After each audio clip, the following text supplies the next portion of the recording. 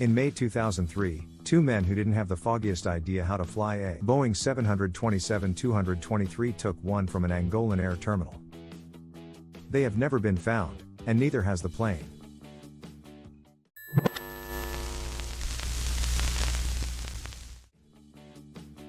At 47 meters in length and 10 meters wide, the Boeing 727-223 is a gigantic plane in a vigorously directed area. Possibly, it ought to be difficult to fly undetected or even stow away once it lands.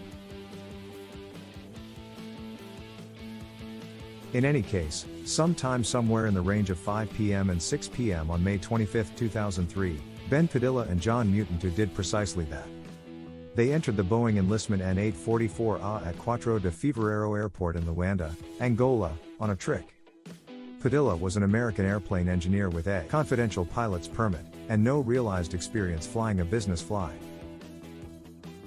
Mutantu was a Congolese airplane specialist on a momentary agreement. The stratagem was basic. For a very long time, the plane had been grounded at the air terminal because of different desk work issues.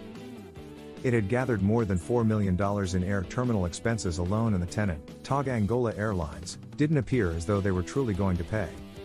So the plane's proprietor, Miami-based Aerospace Sales and Leasing, sent Padilla to Angola to fix the plane and fly it to Johannesburg. Aviation's proprietor, Maury Joseph, had tracked down a purchaser for the plane's 3 motors in Johannesburg. For a whole month, Padilla chipped away at the ground with Air Gemini, an agreement organization, to make the plane airworthy once more. Then, at that point, he employed a team from Air Gemini to fly the plane since he didn't have a business flying permit.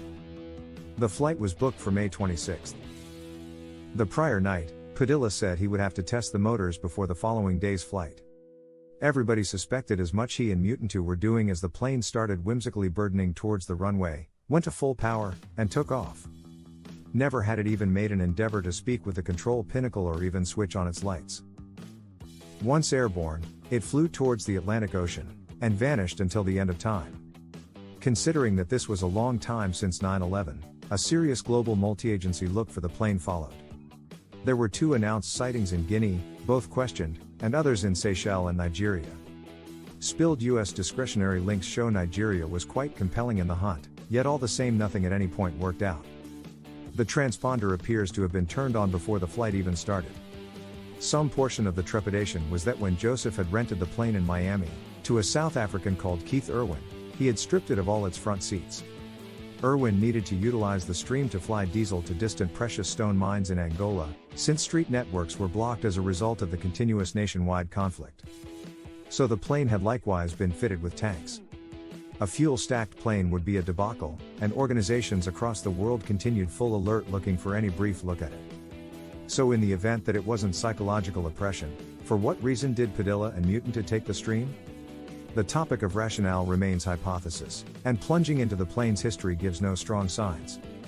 Joseph had offered it to Irwin for $1 million, of which $150,000 was paid as initial investment and the rest was to be paid soon. His organization additionally gave an aircrew to fly the stream, with one individual, Mark Gabriel, explicitly accused of either getting the offset or flying back with the plane. Hitches started promptly when it got to Luanda. It was grounded in light of the fact that Irwin and his accomplices had not gotten appropriate landing grants. The plane likewise didn't have a HF radio, and the first Irwin purchased ended up being military grade, so it was taken out and gotten back to the dealer. Then, at that point, they took a radio from a Cessna 206 and fitted it. Indeed, even after this, the absence of essential documentation for its change to a freight plane was inadequate. So the plane sat at the air terminal, deteriorating in esteem and collecting expenses, everything being equal. Irwin and the air team hit tangles, with their nearby accomplices initially seizing their identifications. They escaped to Johannesburg, leaving just Gabriel in Luanda.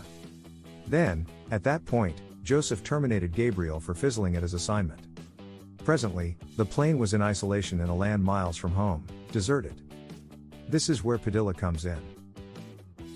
He was an independent airplane technician and independent designer who had flown with Joseph to Nigeria in November 2002 to convey another 727.